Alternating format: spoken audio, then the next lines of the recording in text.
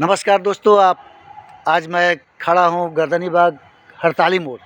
अभी उधर हड़ताल चल रहा है। अब आज हमारे बीच प्रखर जी हैं जो कि बीपीएससी के कैंडिडेट हैं, लेकिन इनके जीवन में बहुत सारे संघर्ष आया। आप संघर्ष की गाथा हमको सुनाए, दर्शकों को सुनाए। क्या क्या आपने ज़िंदगी में किए सफलता के लिए? कब से अपने 5 साल 4 साल बचपन के जीवन से स्टार्ट कीजिए। 5 साल के बाद हमारे माता पिताजी हैं, दोनों का देहांत हो जाता है सर। उसके बाद हम पटना चले आते हैं और विभिन्न प्रकार के तरह तरह के लोगों के पास जाते हैं काम के लिए। काम हमारी चलती रहती है। फिर हमारी आयु हो जाती है 10 साल की अवस्था से 12 साल के बीच में हम चले जाते हैं। तब फिर हमको किसी के पास हम एक बर्थडे पार्टी में जाते हैं, तो वहाँ पर एक लड़की हमको पढ़े लिखे नहीं होने के कारण हमको एक तरह से इंसल्ट कर देती है।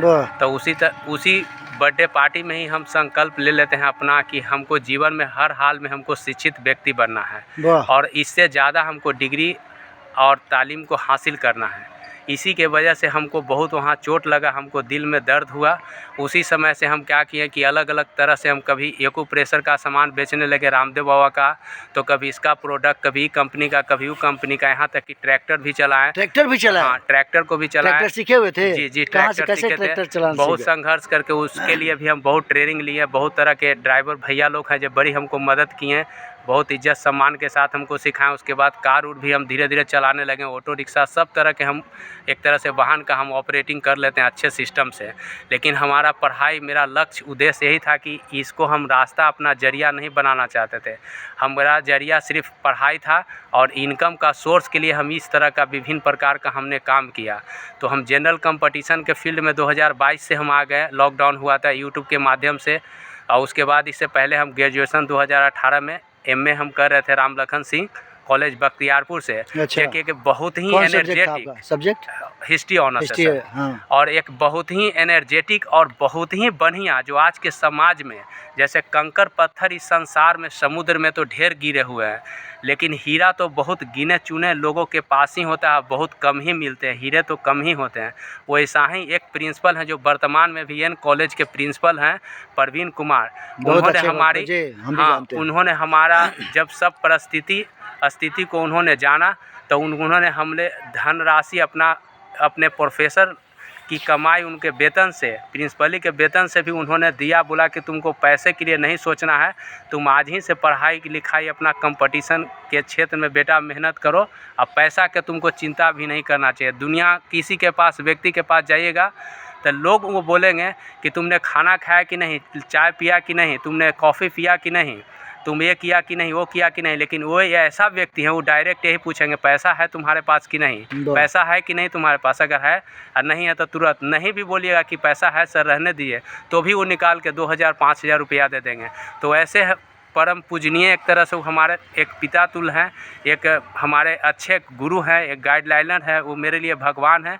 उनको हम बहुत धन्यवाद करते हैं। ऐसे गुरु के लिए, ऐसे महान गुरु के लिए एक साल तो 40 साल और 50 साल और 90 साल का इनके लिए तो 1000 साल की आयु भी कम है। यही हम उनके लिए ये संवाद कहना चाहते हैं। और आपके चैनल के माध्यम से हम इतना ही बोलना चाहते हैं कि आपने हमारा बात को सुनी, समझी और अपने मोबाइल में कैद किया, इसके लिए आपको बहुत बहुत धन्यवाद है। जब तक हम जीवन में कुछ करेंगे नहीं, जब तक तोड़ेंगे नहीं, जब तक छोड़ेंगे नहीं। दशरथ मां जी का उक्ति है। हाँ, जब तक से तोड़ेंगे नहीं तब तक से छोड़ेंगे नहीं। बिल्कुल हम अपना संघर्ष को जारी रखेंगे, हमारी पढ़ाई लिखाई जारी रहेगा। अभी बहुत सारा बिहार सरकार वैकेंसी देने वाली है और इसमें हम अपनी योग्यता को पूर्ण रूप से एकदम प्रदर्शित करेंगे और हम अपना कामयाबी हासिल करेंगे। और शादी ब्याह की बात है तो वो तो होगी, जब शादी ब्याह जब सफल व्यक्ति हो जाता है तो कोई भी लड़का कैसा हो, गोरा हो, काला हो, लंगड़ा हो, लूल्हा हो, ये सब नहीं देखा जाता है। लड़की वाला तुरंत लाइन लगा देता है। अच्छा, बीपीएससी का आइडिया कैसे है आपको? बीपीएससी का आइडिया इसलिए कि सर हम बैठे हुए थे, कोई भर वैकेंसी नहीं आ रही थी, तो इसमें रिक्त हमारा समय चल रहा था। तो हम सोचे जीके जीएस हम बढ़िया से सब चीज़ जानबे करते हैं। ये सम्राट चंद्रगुप्त मौर्य का धरती रहा है, सम्राट अशोक का धरती रहा है, महात्मा बुद्ध, जीसस और सिखों के 10वें गुरु गोविंद सिंह जी का धरती है। तो पढ़ाई लिखाई का मामले में यहाँ पर अव्वल रहा है, इसी चलते हम पढ़ाई लिखाई बीपीएससी में कूद पड़े। बीपीएससी का हम अभी आंदोलन में भी बढ़ चढ़कर हम हिस्सा ले रहे हैं। और बीपीएससी का सेंटर हमारा, हम जो एग्ज़ाम भरे थे फॉर्म, हमारा सेंटर गया था लखीसराय में गया था। और लकी परीक्षा सर ठीक से हुआ वहाँ? परीक्षा, हाँ वहाँ तो कोई तरह का प्रॉब्लम नहीं हुई, लेकिन बापू सभागार में जो परीक्षा हुई यहीं पर धांधली का आरोप लगा। ये तो हम देखने नहीं गए हैं इनडायरेक्ट या डायरेक्ट में, और उसी आंदोलन के थे। इस सर से हमारी मुलाकात हुई, इन्होंने हमारे आवाज़ को आप लोग तक पहुंचा रहे हैं। अब बीपीएससी के लिए हम अपना तैयारी कर रहे हैं, बीपीएससी के लिए हम बढ़िया से पढ़ लिख रहे हैं, और अगर एग्ज़ाम कैंसिल होती है तो हो सकता है कि हम इसमें अपना पीटी क्वालिफाई कर जाएंगे, तो मेंस के लिए फिर हम आगे लगाएंगे। हम अपना पढ़ाई को जारी रखेंगे, सफलता को हम अपने हाथ में आपके समझ से बीपीएससी पीटी कैंसिल होना चाहिए था कि नहीं होना चाहिए? पूर्ण रूप से कैंसिल होना चाहिए। क्यों? इसलिए होना चाहिए कि इसमें आयोग की लापरवाही है, चेयरमैन की लापरवाही है, और यहाँ पर सिस्टम भी पूरी तरह से भ्रष्ट हो गई है। इसलिए कि यहाँ पर धांधली का पूरा आरोप है, जहाँ तहाँ पेपर लीक का मामला आरोप है। किसी को क्वेश्चन आधा घंटा लेट मिला है।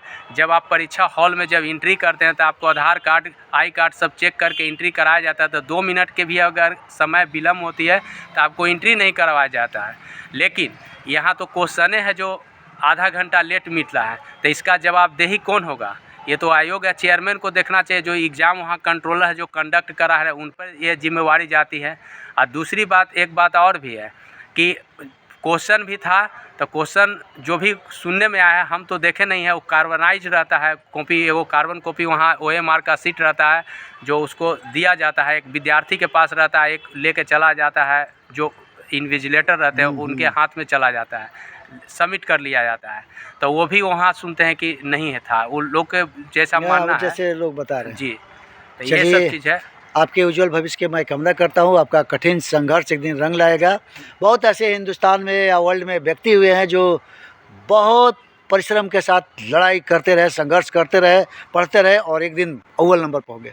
बहुत ऐसे व्यक्ति हैं जिनके पैर नहीं है, माउंट एवरेस्ट पर भी चढ़े। तो आप प्रवीण प्रखर जी ना? जी जी। प्रखर जी, आपका नाम भी बहुत अच्छा है, और उम्मीद है कि एक दिन आप भी भारत माता के झंडा को लहराइएगा और इतिहास के पन्नों में अपना नाम दर्ज कराइएगा। और कभी भी अभाव नहीं रहा है, आप ये याद रखिएगा, कभी ये भी अभाव, ये प्रकृति वीर पुरुषों को ढूंढती है, और जब भी कोई अभावग्रस्त होता है तो कोई ना कोई मसीहा उसको मिल जाता है और उसको आगे ले जाता है। तो अपने को अभावग्रस्त नहीं कीजिए। ये प्रकृति हमको सबको, जो हवा है सबके लिए है, अमीर गरीब राजा रंग सबके लिए है, पानी है सबके लिए है, सब कुछ है।